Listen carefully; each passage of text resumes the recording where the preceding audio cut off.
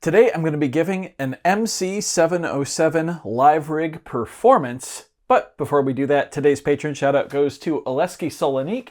Thank you so very much for the support. Let's get started. So as you are watching this video, I am hopefully on a successful vacation with my wife and my family.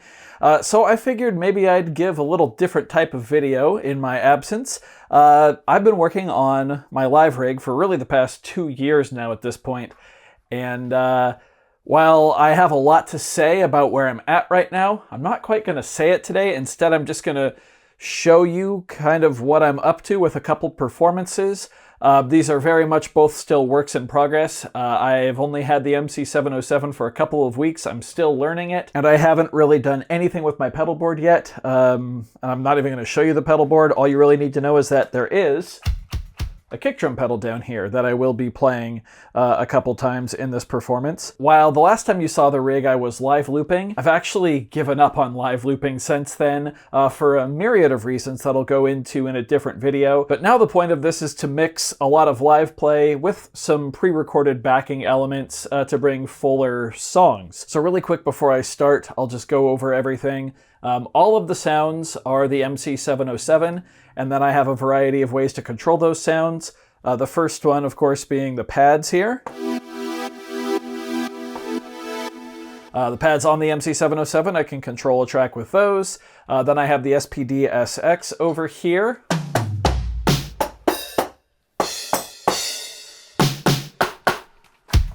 And this snare pad and the kick drum trigger are both plugged into the SPD-SX. Those are just triggering the drum track that I have set up, which in this case I believe is track 1. Yeah, it's track 1. Then I also have my Arturia key step down here, which is controlling, in this case, a bass track. And then I have a new addition to the arsenal, courtesy of one of my patrons, Trickman Terry, sent me this Rock Band keytar, which actually has 5-pin MIDI out, and that is going in and controlling, in this case, an organ, and then actually using scene switching, or scene chaining, and the fact that you can have different sounds assigned to different clips. It switches to a different sound halfway through the song I'm about to play. I'm going to play 2 songs for you today. They're both originals. This first one is one you may not have heard before. It's called Let's Hit the Road.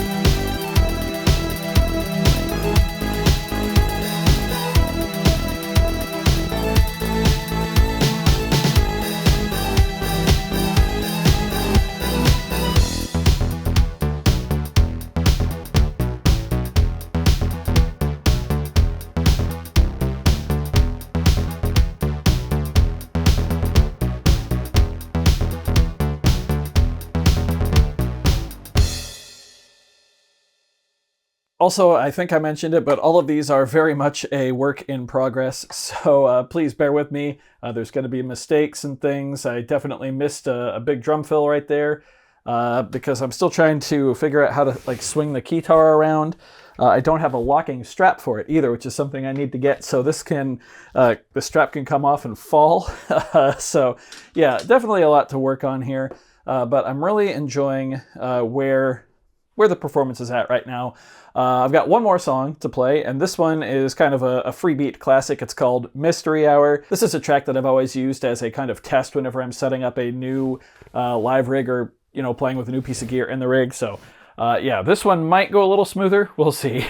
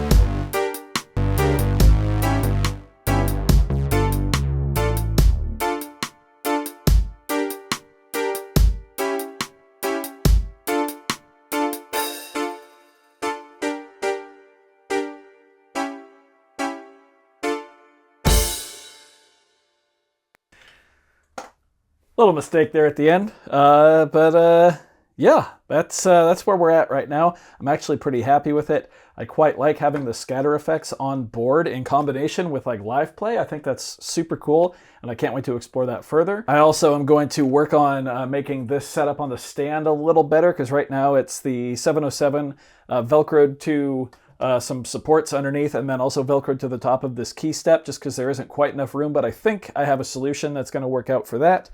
And then there's a whole lot more that needs to happen on the pedal board. including some effects and a mixer, and yeah, there's just a lot more to add, and I won't give too much more away because, like I said, there is going to be a full video coming in the near future, but I will leave you with the fact that this is the happiest I've ever been with the live rig, and I think it's the most like consolidated and just concise. It makes sense in my head, and I love the keytar. It's such a fun element to have, I think, in being able to step back, step away and still play in a live performance setting, and maybe walk out in front of the audience. It's pretty cool. So I do hope you found this video entertaining. If you did, be sure to leave a like on it. If not, you can always leave a dislike. That's okay too. Doesn't hurt my feelings, just makes me try that much harder next time. Either way, be sure to hit that subscribe button, ring the notification bell. Thank you all so very much for being here. Thanks for watching. We'll see you next time. Bye.